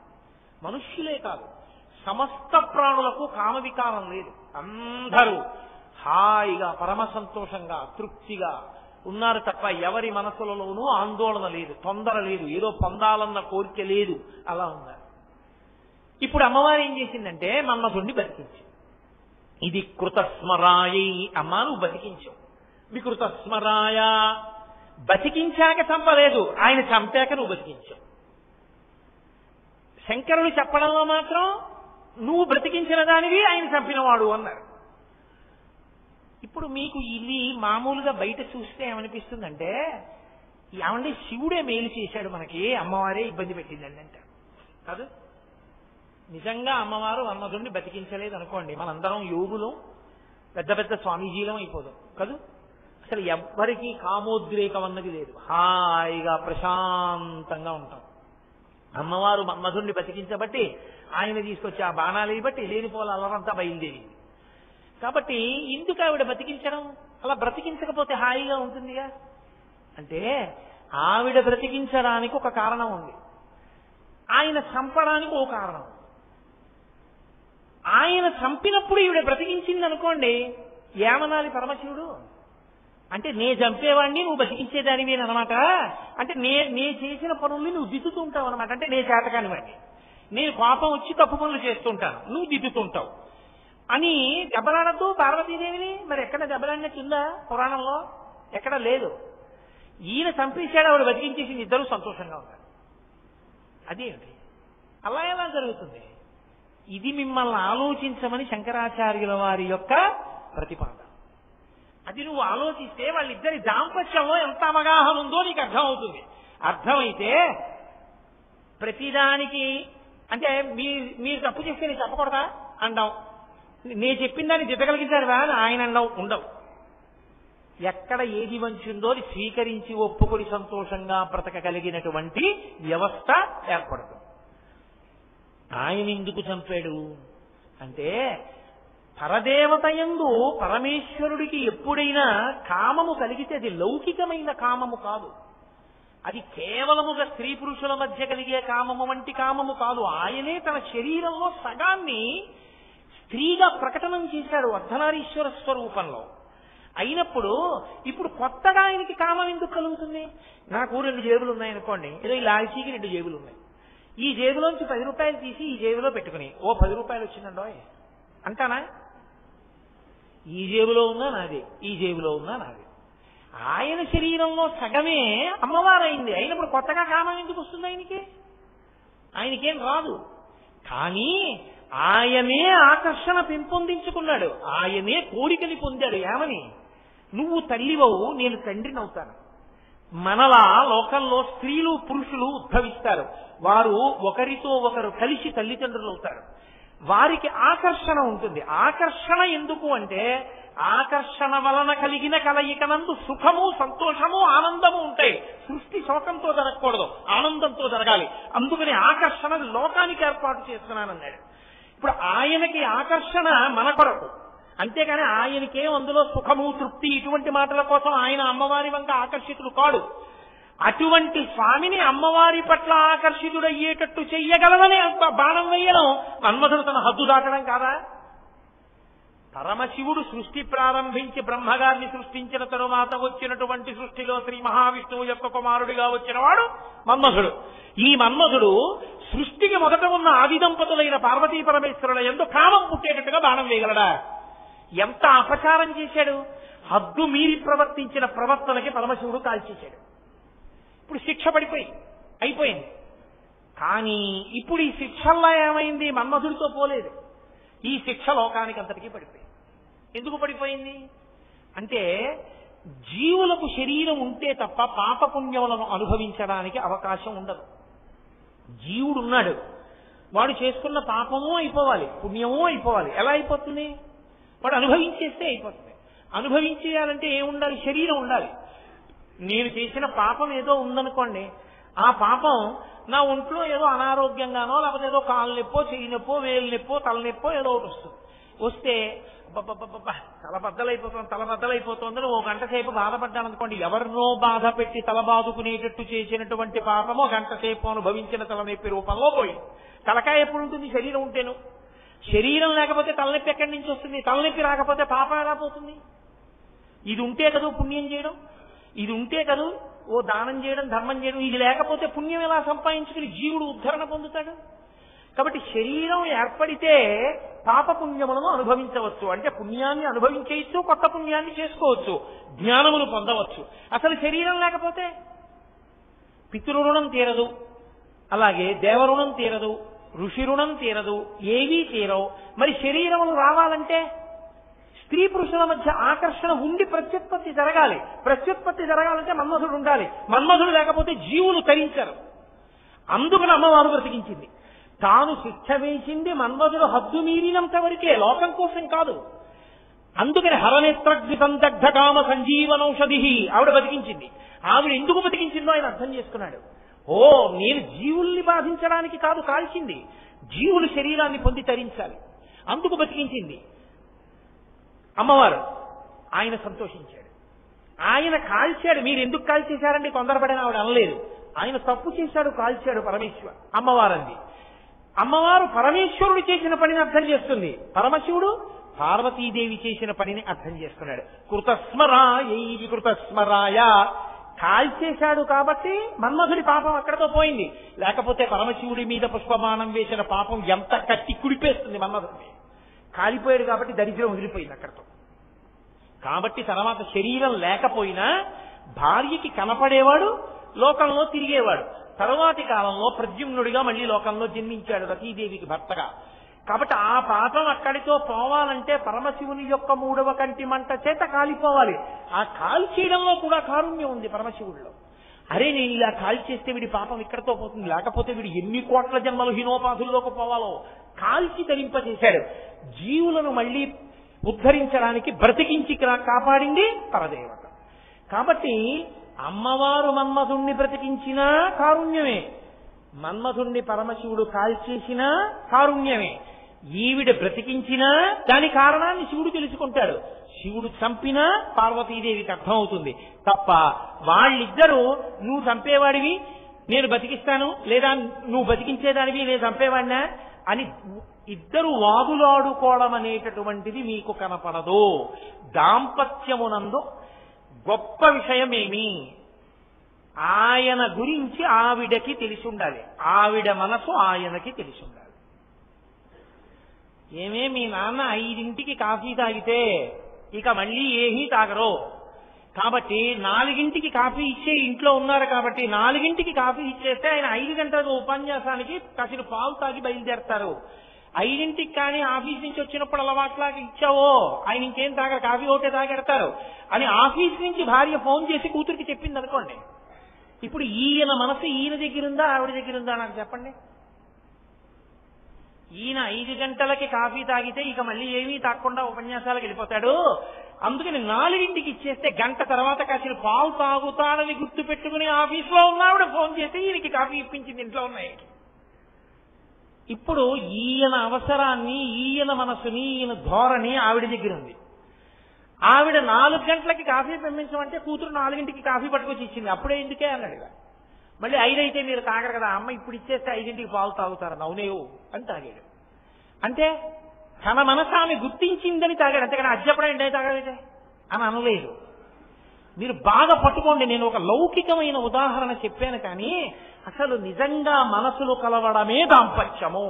అది లేనినాడది ఉమ్ముతడితో గాలిపటానికి అంటించిన తోకలా ఉంటుంది, పిల్లలు అంటిస్తారే ఊడిపోతుంది, అది అలా ఉంటాయి ఆ దాంపత్యాలు. ఈవిడ మనసు ఆయనకి తెలియాలి, ఆవిడ మనసు ఆయనకి తెలియాలి. తెలిసిన నాడు ఆవిడ బలహీనతని ఆయన కప్పిపుచ్చుతాడు, ఆయన బలహీనతని ఆవిడ కప్పిపుచ్చుతుంది. కప్పిపుచ్చి ఒండరులు కలిసి సంతోషంగా జీవనాన్ని చేస్తారు తప్ప ఆవిడ లోపాలను ఆయన వెతికి ఆయన లోపాలను ఆవిడ వెతికిందనుకోండి అది దాంపత్యం కాదు, అది అసహ్యం. అలా ఎన్నాళ్ళు చెప్పుకుంటావు బయటికి వెళ్ళి నేరాలు, ఎన్నాళ్ళు చెప్తావు? 40 సంవత్సరాలు వచ్చేసాయి నీకు, ఆర్ యు నాట్ అషేమ్డ్? నీ మీద భార్య నేరం చెప్తే నీకు సిగ్గే ఇట్లా?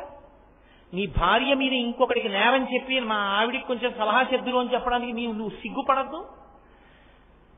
కడుపున పుట్టిన బిడ్డకి పోలియో వచ్చిందనుకోండి, తండ్రి బెంగ పెట్టుకుంటాడు. 1,00,000 దాద్దాం అనుకున్న తండ్రి 5 లక్షలు దాస్తాడు. అరే పోలియో పిల్లకి రేపు పొద్దున్న 5 లక్షలు ఇస్తే కాస్త మంచివారుడు వస్తాడేమో, లేకపోతే 2 లక్షలు ఇచ్చినా ఎందుకైనా మంచిది, దాని పేరు మీద 3 లక్షలు ఉంచుదాం, పాపం పిల్ల అవుకు పిల్ల అని బెంగ పెట్టుకుంటాడు తప్ప ఇది పోలియోతో బాధపడుతున్నటువంటి పిల్ల అని ఈసడించి వీధిలోకి వెళ్ళి మా అమ్మాయికి పోలియో అంటే నా దరిద్రం అంటాడా? అనడు. ప్రేమ చేత తన కూతురుకున్న అవకరాన్ని తండ్రి కప్పేశాడు. నీ భార్య యందు బలహీనత ఉంటే భర్త సమర్థతతో కప్పాలి, భర్త యందు ఏదైనా కించిత్ దోషం ఉంటే భార్య తన ప్రేమ చేత కప్పాలి. అది దాంపత్యం. వీధిలోకి వెళ్లి నేరం చెప్పుకోవడం దరిద్రం దాంపత్యం. ఈ అవగాహన ఎంత గొప్పగా ఉండాలంటే మన్మధుణ్ణి పరమశివుడు కాల్చేస్తే అమ్మవారు బతికిస్తే వాళ్ళిద్దరికి అర్థమైంది ఎవరు ఎందుకు కాల్చారో ఎవరు ఎందుకు బతికించారో. కాల్చాడని ఆవిడ సంతోషించింది, బతికించిందని ఆయన సంతోషించాడు. అది వాళ్ళ దాంపత్యం. నువ్వు కూడా అలా ఉండడం నేర్చుకో. ఇది శంకరాచార్యుల వారి ఉపదేశం. అందుకని కృతస్మరాయై వికృతస్మరాయ. ఒక ఆవిడ మన్మధుణ్ణి బ్రతికించింది, ఒక ఆయన మన్మధుణ్ణి కాల్చేశాడు. ఒక ఆయన అంటే పరమశివుడు భర్త కాల్చాడు, అమ్మవారు బ్రతికించింది.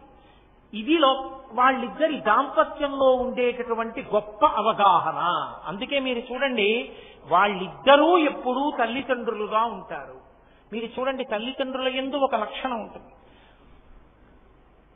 తండ్రికి బాధేసిందనుకోండి కొడుకు ప్రవర్తన గురించి, ఎంత కష్టపడ్డాను వాడి గురించి, రాత్రింబవళ్లు కష్టపడి తీసుకొచ్చి రూపాయి కూడబెట్టి రేపు పొద్దున్న బ్యాంక్ లోన్ తీసుకుంటే మళ్ళీ వాడు ఉద్యోగం చేసుకుని కట్టుకోవాలని రూపాయి లోన్ పెట్టకుండా వాడిని అంత చదివించి వృద్ధిలోకి తెచ్చి ఉద్యోగం వేయించాను. మొన్నను మీ కంపెనీలో ఏమైనా బోనస్ ఇస్తారా అని అడిగాను. అబ్బాయి ఏమి ఇవ్వరు నాన్నగారు అన్నాడు. అన్న కాసేపటికే వాడి స్నేహితుడు వచ్చాడు. వచ్చి వీడు ఇంట్లో ఉండగా వీడు ఎదురుగుండానే అదేంటి అంకుల్ మీకు బాబు ఏమైనా కొనిపెట్టారా? నేను మా నాన్నగారికి పంచెల షాపు అవి కొని పట్టుకెళ్ళాను, మాకు ఈ మధ్య బోనస్ ఇచ్చారు కదా, నువ్వేం కొన్నారా మీ నాన్నగారికి అన్నాడు. వాడు కొడుకు ఏం మాట్లాడలేదు, తండ్రి ఏం మాట్లాడలేదు, ఇంటికి వచ్చేసాడు. కానీ తండ్రి ఎంత బాధపడతాడు. వాడికి బోనస్ వస్తే నేను అడుగుతానే, కానీ వాడు చెప్పలేదు నాకు బోనస్ వచ్చిందని, రాలేదని అబద్ధం ఆడాడు. అంటే వాడికి వస్తే నేను తీసుకుంటానా? తీసుకునేవాడిని అయితే వీడికి ఇంత ఖర్చు పెడతానా? ఎవరి కోసమే ఇదంతా, నేను పోయాక వాడికి ఇచ్చేస్తాను. కానీ వాడు మాట చెప్పడానికి దాచుకున్నాడు, చూసావా అంటాడు. భార్యతో చెప్పుకుంటాడు కష్టాన్ని. భార్య ఎవరికి చెప్పుకుంటుంది కష్టాన్ని? ఆయనకే చెప్పుకుంటుంది. ఇద్దరూ చెప్పుకున్నారు. నిజమే, ధూర్తుడు ఏమడి అథవా ఎటువంటి పిల్లాడండి, అలాంటి పిల్లాడు మన కడుపున పుట్టడం మన దరిద్రం అండి నిజంగా. అలాంటి వాడిని 9 నెలలు మోసానండి అంది. అయిపోయింది, వారం రోజులైంది. కొడుక్కి పచ్చకామెరలు వచ్చాయి, హాస్పిటల్లో జాయిన్ చేశారు. మామయ్య గారు మిమ్మల్నే కలుస్తున్నారు, ఆయన తొందరగా రండి మామయ్య గారు అని కోడలు ఫోన్లో అంది. చూసే పిల్లాడికి కామెర్లుట, నన్నే తలుస్తున్నట్టే, బయలుదేరిపోదాం అన్నాడు తండ్రి. ఆవిడండి, ఏమన్నా మొన్న నన్ను చెప్పారు కదా కొడుకు మీద, ఎందుకండి వెళ్ళడం, వెళ్ళొద్దంటుందా అమ్మ అందో. కొట్టినా వాళ్లే, పెట్టినా వాళ్లే.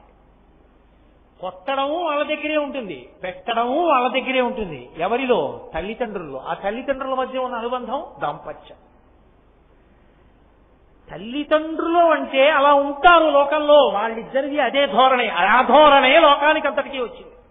అందుకే లోకం తప్పు చేసిందనుకోండి, ఆవిడ భర్తని రెచ్చగొట్టి దెబ్బ కొట్టిస్తుంది. నిరీశ్వర యాగం చేశాడు దక్ష ప్రజాపతి, అందరూ వెళ్లారు తగుదనమ్మా అని. ఆవిడ ఆయనకి కోపం తెప్పించాలని శరీరం వదిలిపెట్టింది. పరమశివుడు రుద్రుడయ్యాడు, వీరభద్రుడిని సృష్టించాడు. వీరభద్రుడు వచ్చి యాగంలో ఉన్న వాళ్ళందరినీ చితక్కొట్టేశాడు. ఆఖరికి దక్ష ప్రజాపతి యొక్క మెడ కూడా కోసేశాడు. అందరికీ దెబ్బలు తగిలాయి. కొంతకాలం అయిపోయింది, మళ్లీ ఆవిడ హైమవతిగా జన్మించింది. మళ్లీ పార్వతీ పరమేశ్వరుడు దంపతులు అయ్యారు. పరమశివుణ్ణి ఏం అడగలేదు ఎవ్వరు, వెళ్లి క్షీరసాగర మథనం చేశారు అమృతం కోసం. అమృతం పుట్టింది. ఇప్పుడు అమృతం పుట్టడానికి ముందు హాలాహలం పుట్టింది. అందరూ పరిగెత్తుకుంటూ కైలాసానికి వెళ్లారు. శని కైలాసముదొచ్చి శంకరుని వాసద్వారముంజేసి ఈశ్వరి దవ్వారుకు లడ్డుపట్ట తలవంతుందొచ్చి కుయ్యో మొర్రో విను మాలింపము చిత్తగింపము దయం వీక్షింపమన్ సంభుజానన ముక్కల్ కని రక్తరక్షణ కళా సంరంభురించెంబుని. ఆ కైలాసానికి వెళ్లి తల్లిదండ్రులు మీరే రక్షించాలన్నారు. ఏమండి, వీళ్ళు ఇంతకు ముందు నిరీశ్వర యాగం చేశారు కదా, దక్షయజ్ఞం చేశారు కదా, మీకు హవిస్సు కూడా ఇవ్వనన్నారు కదా, అప్పుడు వీళ్ళందరూ తగుదనమ్మా అని వీళ్ళు హవిస్సు పుచ్చుకున్నారు కదా, ఇప్పుడు మంచి పని అయింది, హాలాహలం వచ్చింది, మీరు వెళ్ళకండి అంది ఆవిడ. అమ్మలేదు. పిల్లలండి రక్షించండి. ఆయన ఏం చేశాడు? గబగబా వెళ్లి హాలాహలం పుచ్చుకుని నోట్లో పెట్టుకుని, మింగితే కడుపులో ఉన్న లోకాలు పోతాయి, వదిలితే పై లోకాలు పోతాయి, ఊర్ధ్వలోకాలు అధోలోకాలు పోకుండా ఉదరము లోకంబులకును సదనంబకు తెరిగి శివుడు చటుల విషగ్నిన్ కుదురుపులే కంఠబిలమున పదిలంబుగా నిలిపే సూక్ష్మ ఫలరసము ప్రియం. కడుపులోకి తీసుకోకుండా కంఠంలో పెట్టుకుని చల్లని శంకరుడు నల్లటి మత్సని పొంది నీలకంఠ, గరణకంఠ, శ్రీకంఠ అని పేరు పొందాడు. ఆనాడు పరమశివుణ్ణి రెచ్చగొట్టి రుద్రుణ్ణి చేసి దెబ్బ కొట్టించినా అమ్మవారే. మళ్లీ పిల్లలు ఇబ్బందిలో ఉన్నప్పుడు ఆయనకి గతం గుర్తు చేయకుండా వెళ్లి రక్షించండి పంపించి రక్షింపచేసినా అమ్మవారే. తల్లిదండ్రులంటే బిడ్డల్ని రక్షిస్తుంటారు. ఎప్పుడు ఒక దెబ్బ కొట్టడంలోనూ ప్రేమే ఉంటుంది, వాళ్ళకి పెట్టడంలోనూ ప్రేమే ఉంటుంది తప్ప కొట్టడంలో క్రౌర్యం, పెట్టడంలో ప్రేమ తల్లిదండ్రుల యందు ఉండవు. ఇంకెవరి ఎందైనా ఉంటాయేమో. కొట్టేటప్పుడు కూడా ప్రేమతోనే కొడతారు, వీడు బాగుపడాలని కొడతారు. పెట్టినప్పుడు కూడా వీడికి జీర్ణం అవ్వాలని పెడతారు. అందుకే 10 మంది ఉంటే పెట్టరు, ఎక్కడ దృష్టి తగులుతుందో అని అమ్మ కొంగు చాట్న పెడుతుంది. లేకపోతే ఇలా అలా ఏదో మాట చెప్పి ఓ గదిలోకి తీసుకెళ్లి వాడిని అక్కడ కూర్చో అని చెప్పి తలిపేసేస్తుంది. ఎక్కడ దృష్టి తగిలేస్తుందో అని బెంగ. పెట్టడంలో ప్రేమ, కొట్టడంలో ప్రేమ. కొట్టేటప్పుడు కూడా చేతి అది గోపకి తగలకుండా చంప మీద కొడుతుంది, ఎందుకంటే చెవికి తగిలితే కొడుకు ఏమవుతుందో అని. కోపంలో కూడా ప్రేమ కోపము విడదీయబడి కోపం ఉండదు తల్లి యందు తండ్రి యందు. అంత ప్రేమైక మూర్తులై ఉంటారు. బిడ్డల యందు దాంపత్యం అంత ప్రేమగా పరిణమిస్తుంది. అందుకే ఆది దంపతులైన వాళ్ళిద్దరి ప్రేమ లోకం పట్ల ఎలా ఉంటుందో ప్రతి కుటుంబంలో తల్లిదండ్రుల ప్రేమ బిడ్డల మీద అలాగే ఉంటుంది. అది అలా ధారగా వెడుతుంటుంది. కాబట్టి ఆ అవగాహన ఉంది, ఆ అవగాహనయే ఇంటికి లక్ష్మీ కటాక్షం. లక్ష్మి ఏ ఇంట ఉంటుంది అంటే అస్తమానం కీచులాడుకునేటటువంటి భార్యాభర్తలున్న చోట ఉండను అని చెప్పింది ఆవిడ. నేను ఉండను అక్కడని చెప్పింది. ఎక్కడ భార్యాభర్తలు కీచులాడుకోకుండా ఒక కను సౌజ్ఞతో ఒక్క మాటతో ఇద్దరూ అర్థం చేసుకుని జీవితాన్ని నడుపుతారో అటువంటి వారింటే లక్ష్మి ఉంటుంది. మా రామకృష్ణారావు గారు భార్యతో మాట్లాడడం ఇన్ని సంవత్సరాల్లో నేను తక్కువ చూశాను. ఓసారి ఇలా అంటాడు, లేకపోతే ఇలా అంటాడు, అంతే. ఆవిడ చేసి వెళ్ళిపోతుంది. అది దాంపత్యం. ఒక కనుసౌజ్ఞ చాలు, చక్కగా అంత ప్రేమగా ఇద్దరు అలా కాలం గడిపేస్తారు. అదిగో అటువంటి దాంపత్యము అందరికీ శ్రీరామరక్ష, అందరికీ సంతోషం, లక్ష్మీ స్థానం అవుతుంది. కాబట్టి కృతస్మరాయై వికృతస్మరాయ నమశివాయై చ నమశివాయ. అమ్మయ్య ఎలాగో రెండో శ్లోకం పూర్తి చేశా. ఎందుకంటే అది చెప్తూ ఉంటే అలా వెళ్ళిపోతుంది. వచ్చిన బాధ 3 రోజులు అయిపోయింది, 2 శ్లోకాలు. సరే, ఇంకా మిగిలిన శ్లోకాలని తప్పకుండా పూర్తి చేస్తాను. రేపటి రోజు సాయంకాలం మళ్ళీ 6:30 కలుసుకుని చెప్పుకుందాం.